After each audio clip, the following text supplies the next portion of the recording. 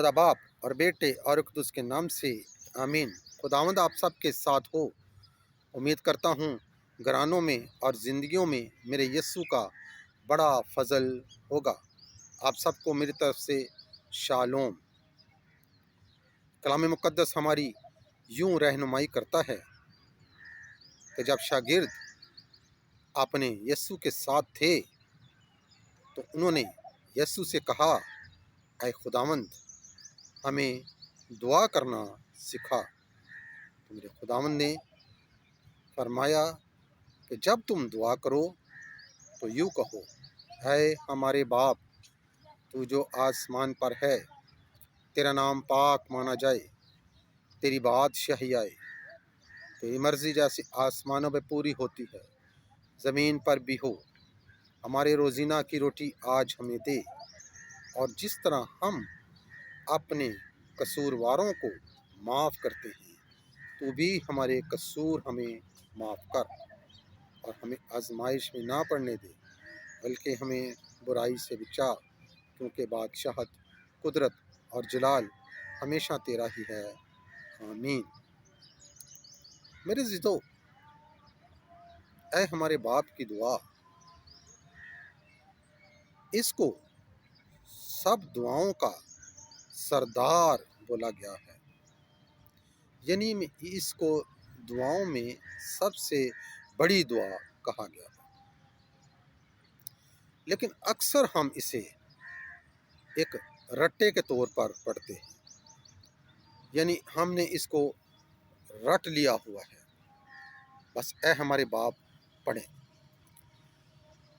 کبھی ہم نے اس کو اس طرح غور سے، دھیان سے نہیں پڑھا، ٹھہر ٹھہر کر۔ اس دعا میں ہمیں خداوند نے خود ہی جج بھی بنایا ہے اور مجرم بھی ٹھہراتا ہے۔ اس دعا میں لکھا ہے کہ جس طرح ہم اپنے قصورواروں کو معاف کرتے ہیں تو بھی ہمارے قصور ہمیں معاف کر۔ لیکن کیا اس دعا کے بعد ہم نے کبھی سوچا ہے کہ ہمارے اندر دوسروں کو معاف کرنے کی طاقت ہے؟ ہمارے اندر دوسروں کو ہر طرح سے اپنے گلے لگانے کی طاقت ہے؟ ہمیں دوسروں کو معاف کرنے کا ہمارے اندر جذبہ ہے، یا کہ ہم اسے بس ایک روٹین کی دعا کے طور پر پڑھتے ہیں؟ اس دعا میں ہمیں ہمارا خداوند بتاتا ہے کہ جس طرح تم ایک دوسرے کو معاف کرو گے، ایک دوسرے کو گلے سے لگاؤ گے، ایک دوسرے کی خوشی میں شریک ہوگے، ایک دوسرے کو ہر طرح سے معاف کرو گے، تو تمہارے ساتھ بھی ایسا ہی کیا جائے گا۔ ہمیں اس دعا سے سیکھنا ہے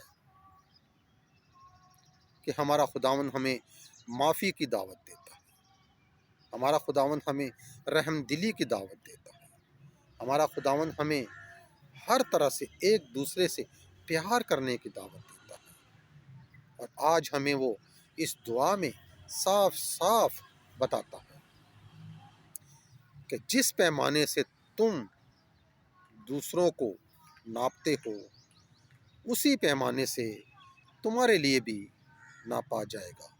یعنی اگر تم دوسروں کو معاف کرتے ہو، اگر تم دوسروں کو خوشی سے اپنے سینے سے لگاتے ہو، اگر تم دوسروں کو دل کی گہرائیوں سے معاف کرتے ہو تو تمہارے لیے بھی معافی کے راستے کھلے، تمہارے لیے بھی ہر ایک کامیابی کے راستے کھلے۔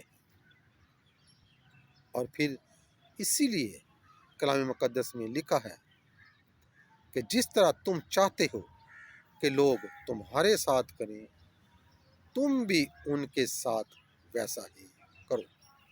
کیونکہ ہم دوسروں سے تو یہ توقع رکھتے ہیں کہ وہ ہمیں اچھا کہے، ہمیں معاف کرے، ہمیں ہر طرح سے قبول کریں، لیکن کیا ہم بھی دوسروں کو معاف کرنے کی طاقت رکھتے ہیں؟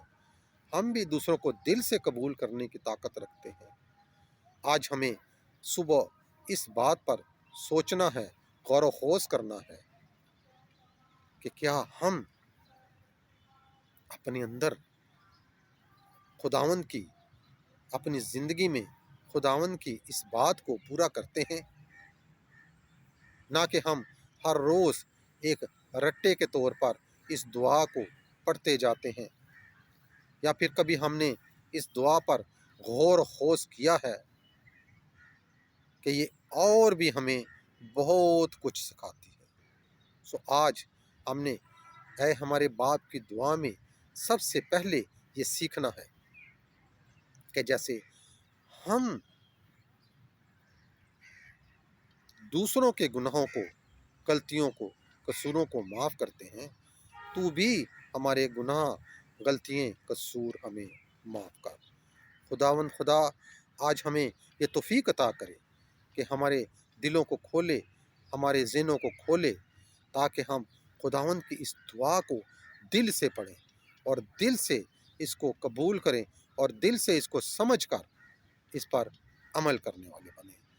سب کچھ مانگتے اور پا لیتے ہیں تیرے پیارے بیٹے اپنے خداوند یسوع المسیح کے نام سے، آمین۔ آپ بھی بولیں آمین۔ اے ہمارے باپ تو جو آسمان پر ہے، تیرا نام پاک مانا جائے، تیری بادشاہی ہے، تیری مرضی جیسی آسمانوں میں پوری ہوتی ہے زمین پر بھی ہو۔ ہمارے روزینہ کی روٹی آج ہمیں دے، اور جس طرح ہم اپنے قرض داروں کو بخشتے ہیں تو ہمارے قرض ہمیں بخش دے، ہمیں آزمائش میں نہ پڑنے دے بلکہ ہمیں برائی سے بچا، کیونکہ بادشاہت، قدرت اور جلال ہمیشہ تیرا ہی، آمین۔ سلام مریم پر فضل، خداوند تیرے ساتھ ہے، تو عورتوں میں سے مبارک ہے، مبارک ہے تیرے پیٹ کا پھل یسوع۔ اے مقدسہ مریم خدا کی ماں، ہم گنہگاروں کے واسطے دعا کر، اب اور ہماری موت کے وقت، آمین۔ جلال باپ اور بیٹے اور القدس کا ہو، جیسا کہ ابتدا میں تھا، اب ہے اور ہمیشہ ہوگا، آمین۔